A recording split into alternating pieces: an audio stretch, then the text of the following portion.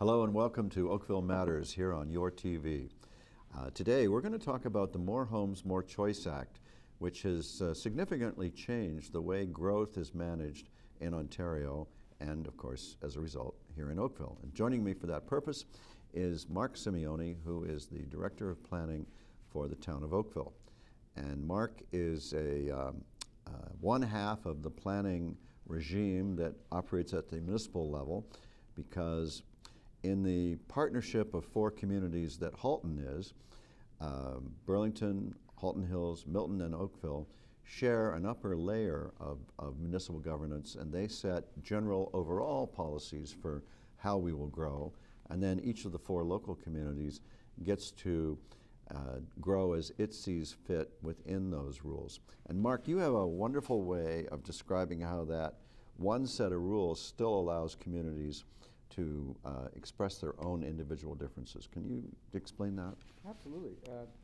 So thank you for having me here today.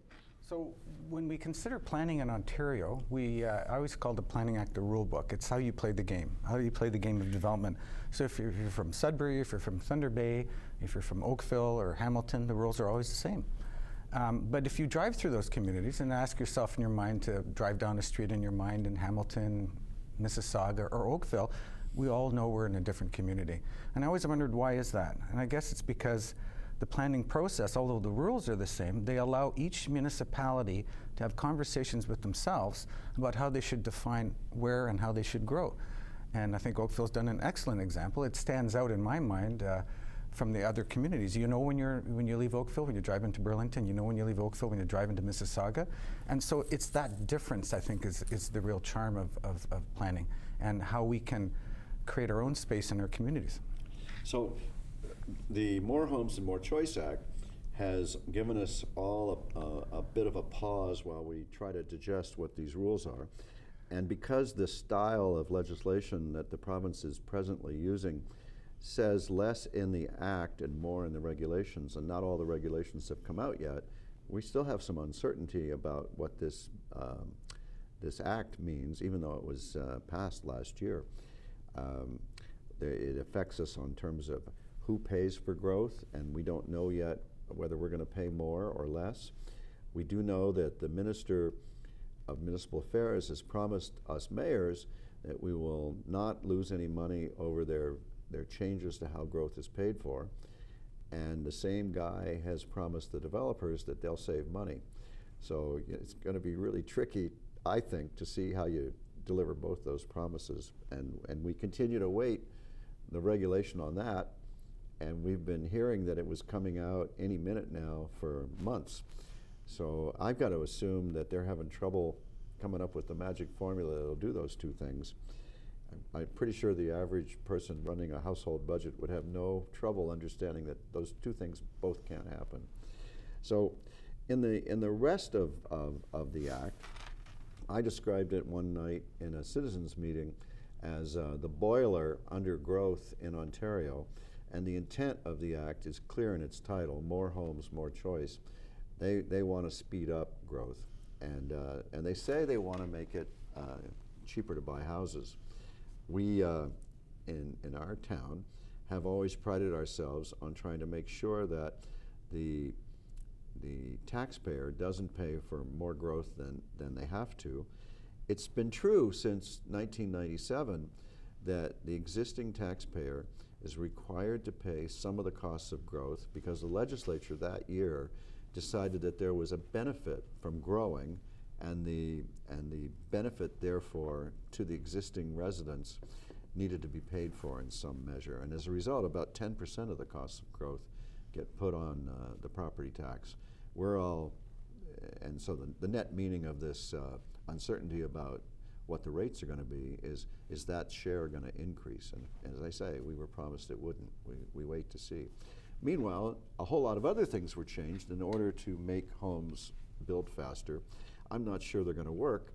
And you have some, I thought, really well thought out sentiments and thoughts about the change in deadlines.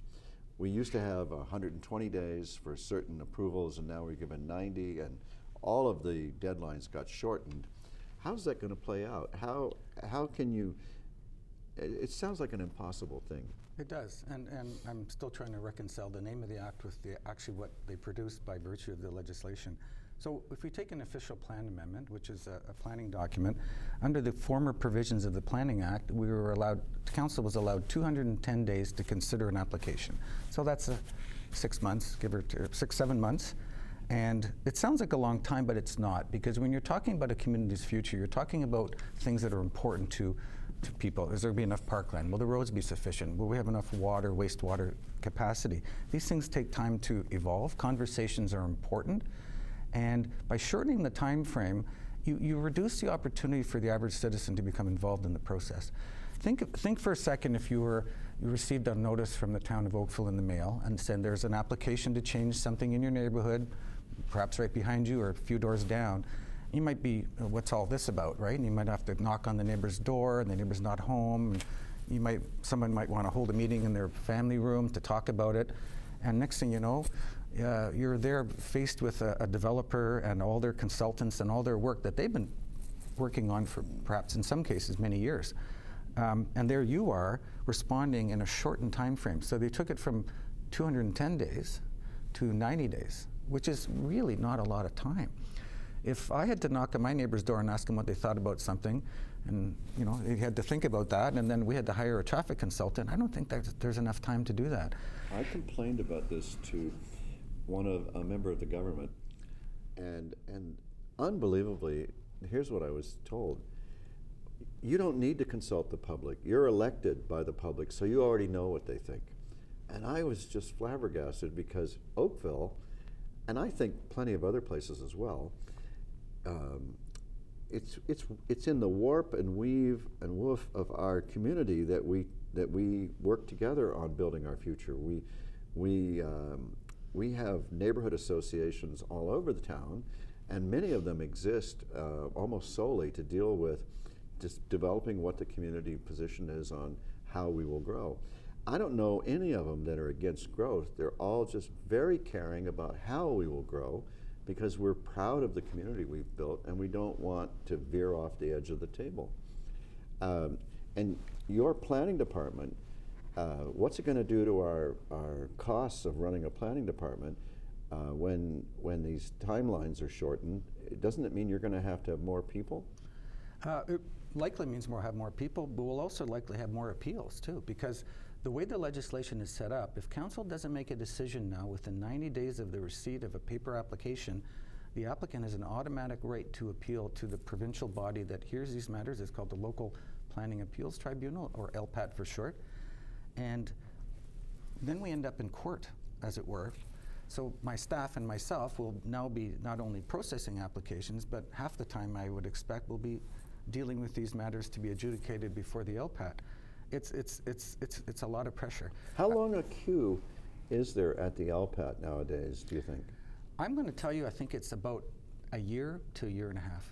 And yeah, I would think that's about, so the only element operating to make a developer go through the town and not appeal is it could be longer and worse going to the LPAT. Well, it could be longer and worse, but I think some people might be of the opinion they might get a better outcome at the LPAT. They might just want to kind of blow through town council and not have the opportunity for that local input, and have somebody appointed from the province who's not really from Oakville decide what's right for Oakville's future. We've certainly seen cases where people have tried to do that, and sometimes with success. And that, of course, raises the issue of, it's not my impression that the government is trying to appoint qualified, objective, i.e. neutral people to judge these things. They seem to come from the industry that's seeking approvals, and they seem to go back to the industry after they've been at the tribunal. So I worry about the fairness of the process.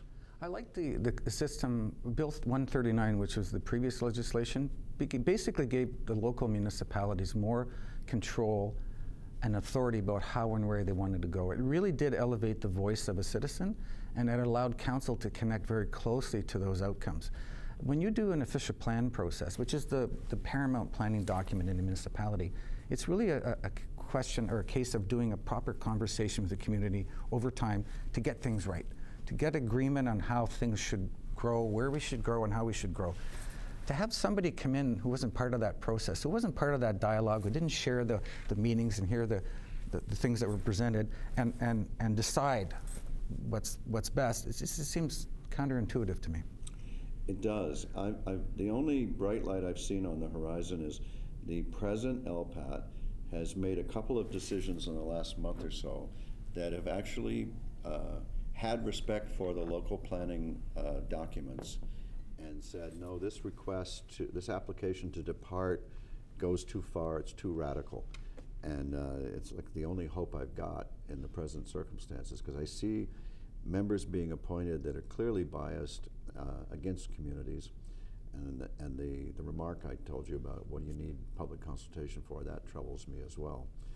And I often think the More Homes and More Choice Act should have been called More Profit for Developers Act, because that seems to me to be the logical result of what they're doing here. What else stands out from this act for you as the leader of our planning? The appeal process, I think, is significant. I also understand the legislation allows for, at the discretion of the LPAT member, to actually charge people who appeal for the cost of the hearing. I think that's a significant barrier to participate in a process that's designed, in its very nature, is designed to get consensus about how things should work. If you throw an economic or a monetary barrier in front of that, I think that restricts some people's access to the process. There's no restrictions at town council. People come to that meeting and we will stay. Council, I've been there, council has voted past the hour of 10:30, past the 11 o'clock. We're going to be here till we hear everybody and everyone's going to feel they were heard. When you throw that into the mix, I really wonder how it... And we don't charge you for the... We don't charge you for the meeting. If you don't like the way it turned out. It's included in your tax bill, I guess. And I think that's a barrier, and I don't think it's a positive contribution to planning. I think it's definitely, it has to be taken as a threat and an effort to chill public participation. You know, the Bill 139 that you mentioned briefly changed the process so that the test on an appeal became, is the decision of the local municipality good enough? Is it close enough to the law? Is it close enough to the rules? You know, can we support it? Does it sustain itself? And now the test is supposed to be, is it a better idea? I worry about that, and as I say, the only ray of hope I see is I've seen a couple of decisions in the last month where the member has said, no, this is too far. And so apparently there is still a concept of too far. We just have to figure out where that is now. And of course we have a lot at stake in our town because our livability is recognized widely to be quite high. And that's actually what we're afraid of losing here. In the existing scheme of things, what we have today to work with, don't we still have some authority as a local municipality to decide how much we'll grow and where we'll grow? Or do we only get to decide where we'll grow and how we'll grow? The much part is a difficult question. The way it's set up is the municipalities have an opportunity to discuss and decide how and where they want to grow. And people are probably initially skeptical about that because there's some perhaps mistrust of government. But when you see that you participate in a process and then you see the outcomes of it, that you start to rely on it, then you can relax and let the system take care of itself.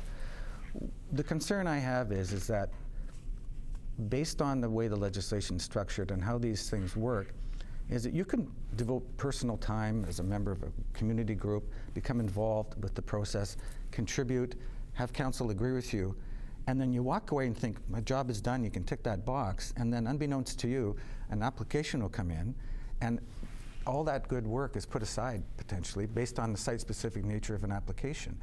And as I said earlier, you might even be restricted in terms of your participation in that process by virtue of costs that may be presented to you, or the shortened time frames. You might be out of town that week, or you might have a sick family member, or you're busy at work. You don't have an opportunity to be there. 90 days seems like a long time, but quite frankly, it's not.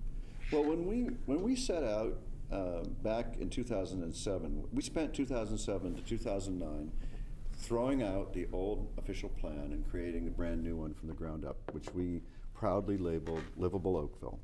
We had extensive public consultation, and the net result of the process was something that allowed us to say, these are the places where we want to grow, and these are the places that we want to protect. And you've often spoken about the need to be able to say, grow here and save this. Can you? And I know that in the scheme of the province, we have to review and renew our official plan every 5 years or so. I just want you to comment on this one little note from back when we started. Back in 2007, when we were fresh and new at this, here was the Pirates of the Caribbean movie was still in everybody's mind. And there's a scene in the first one where the heroine says to the pirate captain that she claims the protection of the pirate code, and he explains to her that first, you're not a pirate, so it doesn't apply, and second, it's more of a guideline than an actual code. And that's how we felt back then about OPs, about official plans, was why doesn't it mean what it says? And the document we wrote, and that you joined us a few years later to administer, tries to mean what it says. What kind of hope can you give us around our ability to continue to rely on our words to mean something? Well, you have the commitment of the Director of Planning for the town of Oakville, and I know that we have strong support from our council. You know, the beauty about Livable Oakville, which is the name of the official plan, is that it's really simple in terms of its premise. And it's a thick document and it's a long read, but at the end of the day, it really says this: you can grow here, you can grow there, you can grow here, you can grow there. But everywhere else, we kind of like no touch. And some reasons, like, you know, a cultural heritage district, like downtown Oakville has a cultural heritage landscape. So we have important features that we want to retain in perpetuity as they are. It's not to say that you can't have some change within the neighborhoods, but minor change. Big change for big development should occur in the growth areas that the community's always defined. That's a very simple concept. The unfortunate reality is that when you get into an LPAD hearing, you kind of push that aside and you're forced to talk about, can this road handle this many cars? Is this height bad or good? And the question doesn't become, where should we grow? It's about the building and the capacity of infrastructure to support it, and shadow studies and things of that nature. You lose sight of what you were doing. Do you get to remind them at any point? I mean, I don't know that it's actually true. It's just something I was always told. But planners have always said to me, well, you can't cherry pick out of the official plan the piece that you like. You have to read the whole document. Is there no ability to say to the tribunal, well, you know, it's great to get occupied with the minutia of how many cars can dance on the head of a pin, but what about the rest of the document that says we have a growth structure, we have a plan? How come they don't have to read the whole document? Don't know why. I'm not a board member, and I wouldn't purport to understand what goes on. There are planners on the other side that would read the document in a different way than I might interpret it. And it's unfortunate that... we were trying to make that hard to do. Yes, and I would agree. It is a significant... The official plan in Oakville, in my experience, is quite well written and a very tight planning document. It's hard for me to understand how people can come to different conclusions that are obviously stated in the context of that document. I guess if your motivation is the development itself, you might tend to see and interpret policies slightly differently than they were intended to be written by those that contributed to it. But I step back from it and I look at it and I see a very rational document that clearly meets provincial guidelines, and I'm at a loss to understand how we can get to another outcome. Yeah, and you know, mind you, we've had a good track record. The appeal test, going from is the council decision good enough to is the application okay, that was the way it was before the Bill 139 brief little, there was this brief little wonderful period where things were right. But we did fairly well under the previous regime, which is like the present regime. We won 2/3 of our cases, or maybe more. And so that's why the eternal optimist in me continues to be hopeful that we can, I may be putting too much weight on these recent decisions where the members have actually read the whole document. But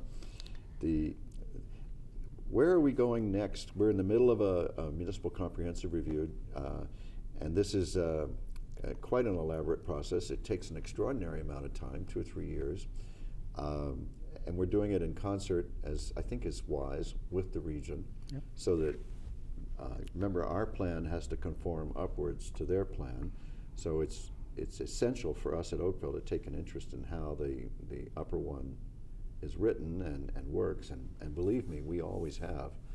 At the same time that we were building Livable Oakville, we were spending a lot of our energy on a similar process at the region to create the new region's plan, which is we named Sustainable Halton. So we thought that fit together pretty well. Livable Oakville and Sustainable Halton. So where are we at now in that? So, well, that's a good question. So the region is the upper tier planning authority within the context of the region of Halton. And so from a provincial standpoint, they stand as the Minister of Municipal Affairs. They have the powers of the Minister of Municipal Affairs. They administer things provincially, and Oakville has to conform. You're correct on that point. So the growth plan, which is a provincial planning document, 2017, has established that by 2041, the region of Halton has to have a plan for 1 million people. Right now, the plan is for 820,000. And so that's an increase of 180,000 people. And our after share 2031. After 2031. So we've already, good point. Oakville's already planned to 2031. So we're looking at how we can take our share of that. If you look at Oakville historically, as a percentage of the population of the region, it represented at its highest point about 35% of the residents in Halton region. So let's just take a number of 35% of that 180, whatever that number is. So we have to understand in our current process, how do we allocate that additional number of people, 60 or 70,000, whatever that number is. So we look back at our Livable Oakville plan and we say, okay, we decided we wanted to grow in these areas and we wanted to preserve these areas. How can we insert that many new people and provide the services and facilities for them in that context so that by the time 2041 rolls around, people have parks, people have adequate roads and water, wastewater, and all the things that we've come to expect and enjoy from a municipality. So we're in that process right now. Yeah, and there's an added dimension to it, which is when Oakville is 35% of the population, we've been able politically at the regional level, which is half of our municipal structure, we've been able to lead and not be victimized by our neighbors ganging up on us. There's a thing that goes with size. If you get too small, you wind up getting picked on and or looted. And these are concerns that a community like Oakville has to keep in mind. That's why the 35% target makes so much sense. The people in 2041 will find the power of Oakville substantially eroded if their share of population erodes.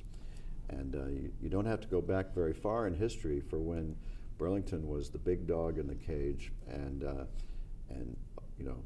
Burlington got everything and Oakville paid for everything, because Oakville has the most, what do they call it, taxable property. And so we pay 42% of the bills at the region. And if you're paying 42% of the bills, you'd kind of like to have more than a little bit of say about it. If you think about the way Halton's structured, so let's move ourselves, in everyone's mind, I want you to think of Lake Ontario, then move up north. If Oakville doesn't get growth, and that's always an option, Milton might grow. And if we understand the geography of Oakville and Milton, we know that the Oakville GO station is the second most busiest line outside of Union stations. Of all the stops, that's the second busiest one. All those people getting on the train every morning are going to come in down Trafalgar and Bronte Road. So in spite of having no growth in Oakville, if you don't plan for it, it will come, and it'll widen your roads to allow for that. All those people, that million people that will perhaps move to other places in Oakville, Oakville will still receive the impacts of growth, but not the benefits of growth. You know, you ride in a road, You get rid of trees. I mean, if you drive down any street and you see a house and a house on either side, that's all you got to play with. If you see front lawns and you see a nice walkway on either side and bike lanes, which we all like, and beautiful tree canopy, when the roads have to get bigger, boom, boom, unless you're buying the houses, and it's gone. And so I come back to the word livable Oakville. And in my mind, there's a point where you cross a line. You cross the line when you're not livable anymore, when you step out your door and there's 3 feet to a 6-lane highway in front of your door. Yeah. Yeah, and so there's, without a word of a lie, the importance of our urban structure, and that's a core part of our official plan. It's crucial. We've got, I think, a beautiful plan that protects our established neighborhoods and directs growth to 6 growth nodes, 3 big ones and 3 minor ones, and I think that's under threat if we're not careful. The urban structure, I'm glad you raised that. I think that's one of the most important features of the document. If you wanted to talk about a strategy in very simple terms, as I said earlier, this is where you grow, this is where we want to protect. These are our parks and our natural heritage areas. The urban structure is a very important part of the planning document, and that's the part that I wish the LPAP would continue to understand. Or start to understand. I'm never too sure what the odds are there. So we'll be done with all this review and have brand spanking new official plans at the town and the region in, I guess, 2021 or 2022. You want to bet on a year? No. But I'll go with 2022. How does that sound? 2022. Oh, an interesting year. All right. Well, in the 30 seconds or so that we have left, I want to thank you for giving us your time today. I want to encourage everybody to remember that any question you have about planning or any other part of Oakville, I'm here to help. And I'm easily reached. mayor@oakville.ca is about the simplest email address there is in the world. And I hope that the next time you're curious about what matters in Oakville, you turn to this source, and we'll see you next time.